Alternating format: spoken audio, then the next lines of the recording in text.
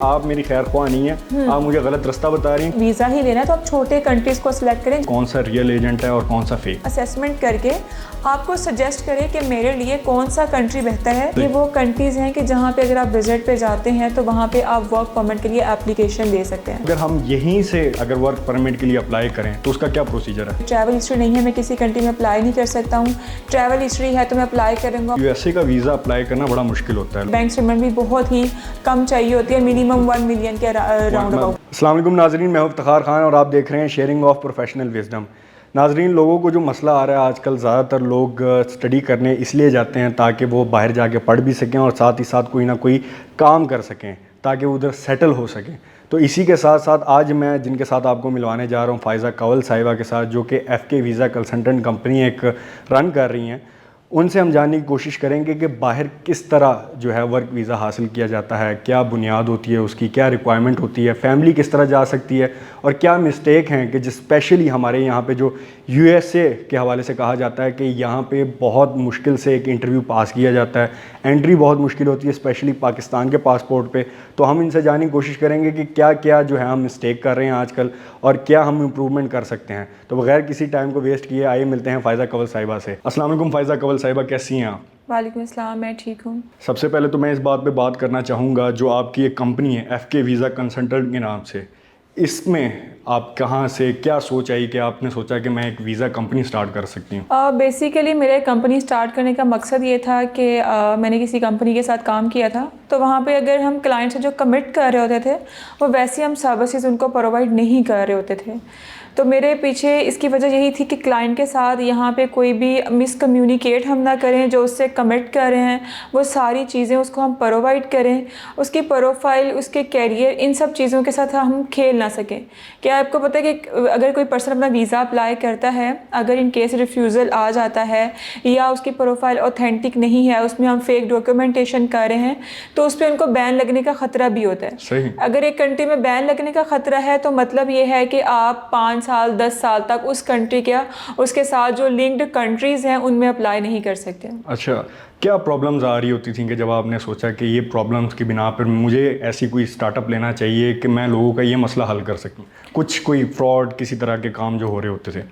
Fraud के हवाले से तो ऐसा कुछ भी नहीं था वहाँ पे। हाँ, फ्रॉड हम दूसरी चीज़ों को देख के लेके चल सकते हैं, जैसा कि लोगों को मिसगाइड किया जा रहा होता है कि हम आपको जो है 100% वीज़ा दे रहे हैं, आपको वर्क वीज़ा दे रहे हैं। वर्क वीज़ा मिलता है, नो डाउट कि वर्क वीज़ा नहीं मिलता है, लेकिन उसमें भी कुछ ऐसे हैं जिनमें ऑथेंटिकेशन होती है, किसी में ऑथेंटिकेशन नहीं होती है। बेसिकली जो आपको ये कहा जा रहा होता है कि आप हमें इतनी पेमेंट्स कर दें, आपको इतने टाइम के बाद वीज़ा मिल जाएगा, 100% वीज़ा मिलेगा। तो ये सारी चीज़ें थोड़ी सी फ्रॉड में आ जाती हैं कि आप किसी भी कैटेगरी में अप्लाई कर लें, विजिट हो, वर्क हो, स्टूडेंट्स हो, कोई स्किल बेस हो, कोई एक्सपीरियंस बेस हो, 100% गारंटी किसी भी वीज़ा कैटेगरी में नहीं होती है। ना एम्बेसी की तरफ से होती है, ना कंसल्टेंट की तरफ। कंसल्टेंट या एजेंट तो कभी भी आपको श्योरिटी नहीं दे सकता है, क्योंकि वीज़ा एम्बेसडर ने स्टैम्प करना होता है। तो मेरे ख्याल से जो आपको 100% गारंटी दे रहे हैं वो बेसिकली फेक और फ्रॉड की कैटेगरी में ही हम कह सकते हैं कि वो फॉल कर रहे होते हैं। क्या ऐसी चीज़ है कि जो हमें आइडेंटिफाई करने में हेल्प करेगी कि कौन सा रियल एजेंट है और कौन सा फेक? देखिए, ये यहाँ पे बैठे मैं किसी को हाईलाइट तो नहीं कर सकती हूँ कि ये रियल है, ये फेक है। मैं जिन लोगों ने अप्लाई करना होता है उनको सिर्फ यही कह सकती हूँ कि आपने कहीं पे भी अगर अप्लाई करने के लिए जाना है तो एटलीस्ट थोड़ा सा टाइम निकाल के जिस कंसल्टेंट या एजेंट के पास आप जा रहे हैं उसकी प्रोफाइल ज़रूर चेक कर लें कि आया ये अच्छा काम कर सकते हैं, आपके डॉक्यूमेंट्स जो है वो एम्बेसी तक अच्छे तरीके से फॉरवर्ड कर सकते हैं या नहीं। देखिए, मैंने आपको पहली चीज़ क्लियर की, वीज़ा किसी कंसल्टेंट या एजेंट ने नहीं देना, लेकिन हमने ही आपके डॉक्यूमेंट्स को स्ट्रॉन्ग करना है।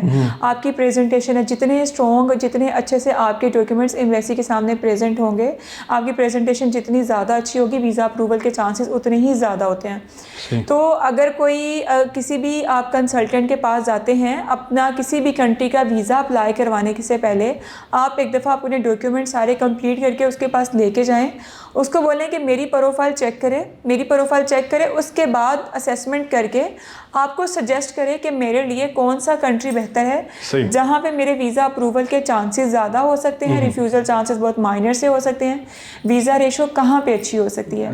इस तरीके से आप खुद आइडेंटिफाई कर सकते हैं कि कौन सा कंसल्टेंट या एजेंट मेरे लिए बेहतर है, कौन सा फेक है, कौन सा फ्रॉड है, मुझे कहाँ पे ट्रस्ट करके सेटिस्फेक्शन लेवल मेरा जहाँ पे हाई हो वहाँ पे अपने डॉक्यूमेंट्स को आगे प्रोसीड करवाना चाहिए। असल में हमने देखा है कि जो हमारे यूथ है, हमारे जो स्टूडेंट्स हैं, वो जाते हैं पोस्ट ग्रेजुएशन के लिए, वहाँ स्टडी करने के लिए जाते हैं, लेकिन हम सबको पता है कि जो मेन मुद्दा होता है वो ये होता है कि वहाँ पे जाके कोई ना कोई काम कर सकें, वहाँ पे कोई जॉब स्टार्ट कर सकें।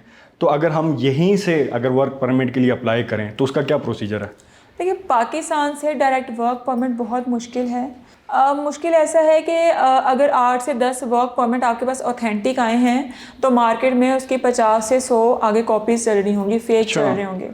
अब लोगों को ये कहा जा रहा होता है कि आपका 100% आयरलैंड का वर्क परमिट लग रहा है, कनाडा का वर्क परमिट लग रहा है, हमें 20 लाख दे दें, 25 लाख दे दें। बाद में ना वर्क परमिट आ रहा होता है, ना पर्सन आ रहा होता है, ना डॉक्यूमेंट्स आ रहे होते हैं। तो बेहतर तरीका ये है कि आप इसमें एक ऐसा ऑप्शन चूज़ कर सकते हैं जिसमें आपका एक्सपेंस कम आता है, आपका टाइम ड्यूरेशन कम लगता है, आपका जो है समझ लीजिए रिस्पॉन्स अच्छा और पॉजिटिव आता है। जैसे बहुत ज़्यादा कंट्रीज़ हैं, कनाडा है, न्यूजीलैंड है, ऑस्ट्रेलिया है, ये वो कंट्रीज़ हैं कि जहाँ पे अगर आप विजिट पे जाते हैं तो वहाँ पे आप वर्क परमिट के लिए एप्लीकेशन दे सकते हैं। अब देखेंगे, अगर आपको कनाडा लॉन्ग टर्म का वीज़ा दे रहा है, यानी कि टिल पासपोर्ट वैलिडिटी आपको वो वीज़ा स्टैम्प करके देता है, तो इसका ये बिल्कुल भी मतलब नहीं है कि आप 6 मंथ का अगर आपका लीगल स्टे तो अपने साथ 6 महीने का सारा एक्सपेंस लेके जा रहे हैं।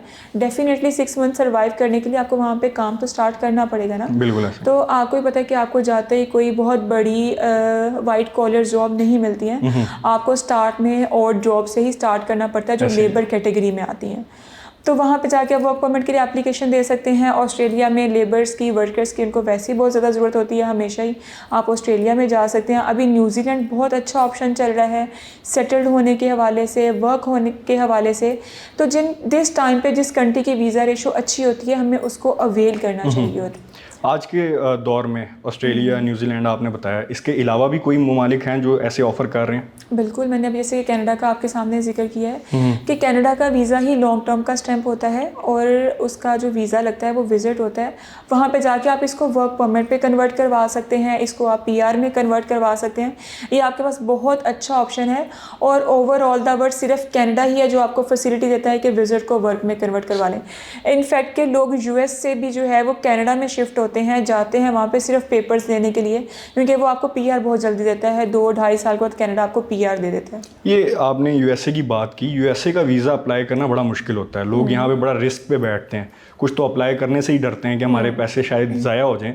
क्या वजह है? बेसिकली इसमें ऐसा होता है कि उसका इंटरव्यू बेस पे चला जाता है, तो सिर्फ लोग इंटरव्यू से थोड़ा सा डर रहे होते हैं कि इंटरव्यू बेस्ड वीज़ा है, मुझे उसका इंटरव्यू बेस पे वीज़ा मिल रहा है तो मतलब मुझे वीज़ा नहीं मिलेगा, मैं इंटरव्यू नहीं क्लियर कर सकता। तो इसमें आपके पास ऑप्शन होता है, आप उसमें उर्दू में अपने आप को, इंग्लिश में, जिसमें अपने आप को लेके कॉन्फिडेंट है उस लैंग्वेज का सिलेक्शन करके आप उसमें इंटरव्यू कंडक्ट कर सकते हैं। अच्छा, ये ऑप्शन होती है? जी बिल्कुल ऑप्शन होता है, उनके पास ट्रांसलेटर्स होते हैं। ऐसा बिल्कुल भी नहीं है कि आप एक पर्सन जो है अपना इंग्लिश उसको बोलना नहीं आ रहा है, एम्बेसडर को अपना प्लान ही वो क्लियर नहीं कर पा रहा है, वो अटक रहा है, तो बेहतर ये है कि आप उर्दू में बोल के उसको अच्छे तरीके से अपना प्लान पूरा उसको बता सकें और आपके वीज़ा के चांसेस भी ज़्यादा हो सकें। ये चीज़ बैड इम्पैक्ट डालती है उन पे इंटरव्यू पे? इस चीज़ का कोई इम्पैक्ट नहीं पड़ता, उसमें लैंग्वेज बैरियर कुछ भी नहीं है इंटरव्यू में। ये सिर्फ हम लोगों ने अपने माइंडसेट्स किए होते हैं, हमारे अपने कॉन्सेप्ट्स बने होते हैं। और जहाँ तक आपने बात की कि इसकी वीज़ा रेशो कैसी चल रही है, इसकी वीज़ा रेशो अच्छी है। अब लोगों के कुछ लोग ऐसे होते हैं जो समझ रहे होते हैं मेरे पास ट्रैवल हिस्ट्री नहीं है। मेरा अगला सवाल इसी पे था। जी आप सवाल कर सकते हैं। नहीं, आपने अच्छा हुआ बता दिया। मैंने कहा मेरे दिल में यही बात आ रही थी कि ट्रैवलिंग के हवाले से जो हिस्ट्री बनाई जाती है, मुझे भी अक्सर लोग कुछ कहते हैं कि आपकी ट्रैवलिंग हिस्ट्री हो तो जो USA जैसे मुल्क हैं वो आपको वीज़ा आसानी से प्रोवाइड कर देते हैं। तो इस बारे में क्या ये वाकई में रियलिटी है? आपके पास भी कुछ स्टोरीज़ ऐसी होंगी, आपके जानने वाले होंगे, आपके दोस्त होंगे, किसी का आपने देखा होगा कि समटाइम ऐसा होता है कि बिल्कुल फ्रेश पासपोर्ट पे वीज़ा लग के आ जाता है, समटाइम ट्रैवल हिस्ट्री होने के बावजूद भी वीज़ा नहीं लग के आता है। तो इसमें जब तक एम्बेसडर इस चीज़ से सेटिस्फाई नहीं होता है कि person as a tourist, as a visitor आ रहा है, वापस चला जाएगा, तब तक एम्बेसडर आपको वीज़ा अप्रूव करके नहीं देता है। तो अपने जहन से बिल्कुल बात निकाल दें कि मेरी ट्रैवल हिस्ट्री नहीं है, मैं किसी कंट्री में अप्लाई नहीं कर सकता हूँ, ट्रैवल हिस्ट्री है तो मैं अप्लाई करूँगा मुझे वीज़ा मिल जाएगा, ऐसा बिल्कुल भी नहीं होता है। तो ये जो ममालिक आप बता रहे हैं, इनमें फैमिली को भी साथ लेके जा सकते हैं? फैमिली वीज़ा के हवाले से बताएं मुझे ज़रा। फैमिली सेटलमेंट के हवाले से कनाडा अच्छा ऑप्शन है, आयरलैंड आपके पास बहुत अच्छा ऑप्शन है, और इसके साथ साथ अभी न्यूजीलैंड बहुत अच्छा ऑप्शन जा रहा है। न्यूजीलैंड का अगर आपके पास वीज़ा लगा होता है तो आप उसको शो करवा के ऑस्ट्रेलिया का वीज़ा भी ईजिली ले सकते हैं।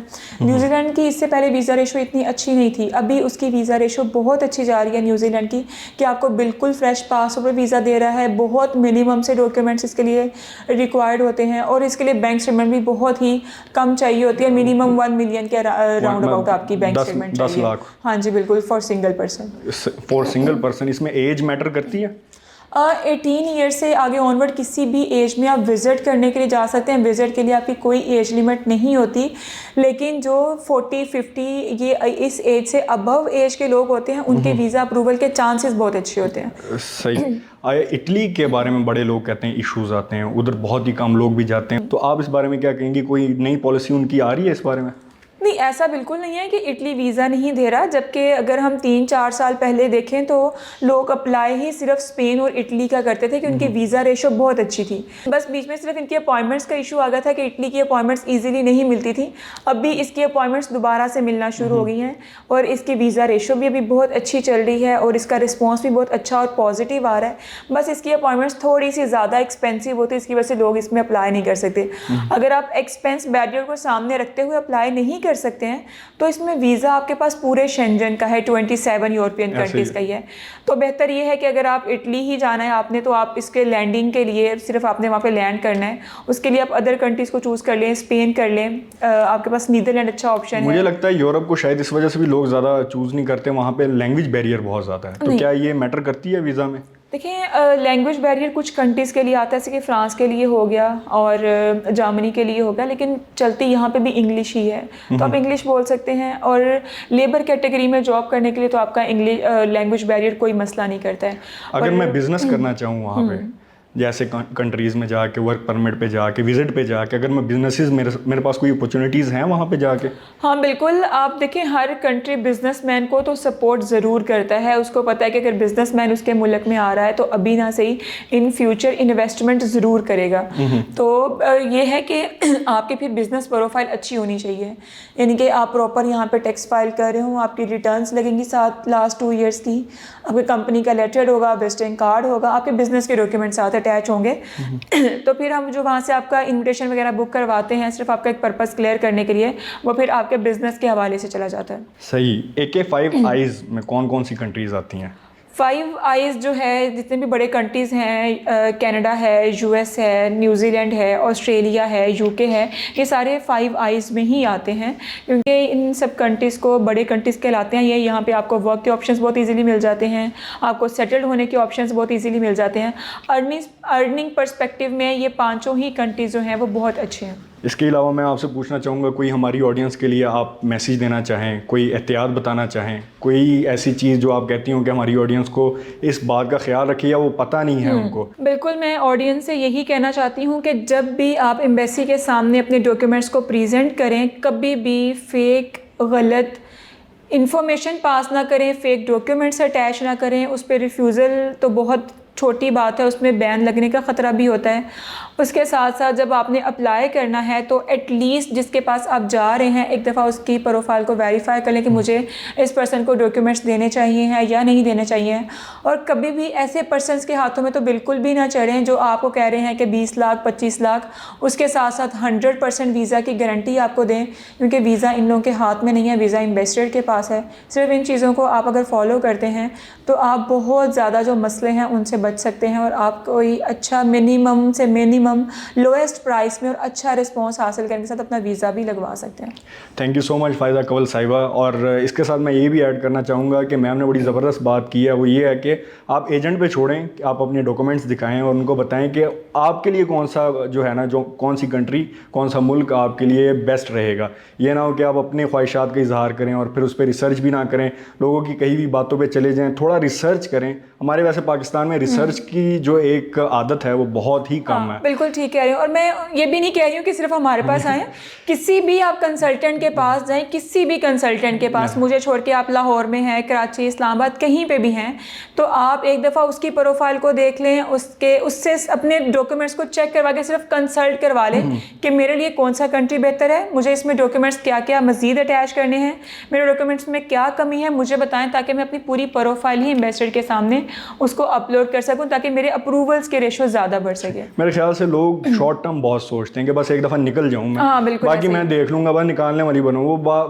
बात ऐसी होती है कि कुछ लोग दो नंबरी का सहारा लेते हैं, कुछ लोग टाइम का सहारा लेते हैं, कुछ उनकी मासूमियत का फ़ायदा उठा लेते हैं। लोग एक्चुअली में सिर्फ ये सुनना चाह रहे होते हैं हमारे मुंह से, हम उनको बोले 100% वीज़ा लग जाएगा। सही। हमारे पास भी लोग आते हैं, उनको बता भी दें। हाँ, सम टाइम ऐसा होता है कि अगर क्लाइंट मेरे पास एक कंट्री के लिए आया है, अब सपोज कर लेते हैं मेरे पास एक पर्सन आया कि मैंने न्यूजीलैंड का अप्लाई करना है, मैं उसको कह रही हूँ कि आपकी प्रोफाइल न्यूजीलैंड के अकॉर्डिंग नहीं है, आप यूरोप की कोई कंट्री चूज़ कर लें, आप कनाडा कर लें, या फिर आप जो है वो आयरलैंड कर लें।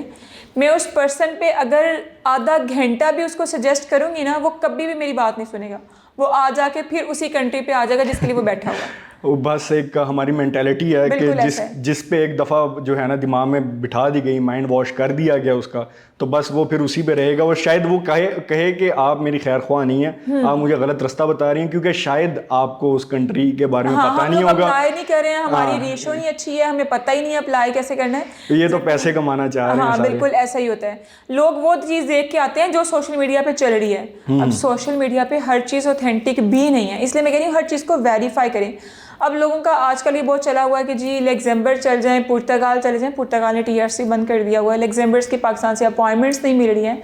ऐसे कंट्रीज़ में एप्लीकेशंस अप्लाई करने का क्या फ़ायदा है कि आप उसके अपॉइंटमेंट के लिए बैठे रहें, उसका रिस्पॉन्स के लिए बैठे रहें। तो अगर आपने वीज़ा ही लेना है तो आप छोटे कंट्रीज़ को सिलेक्ट करें जिनके ऑप्शंस आपके पास ईजिली अवेलेबल हैं। सही। थैंक यू सो मच आपके इस वक्त का। इंशाल्लाह मिलते हैं नेक्स्ट इंटरव्यू में, तब तक के लिए अल्लाह हाफिज़।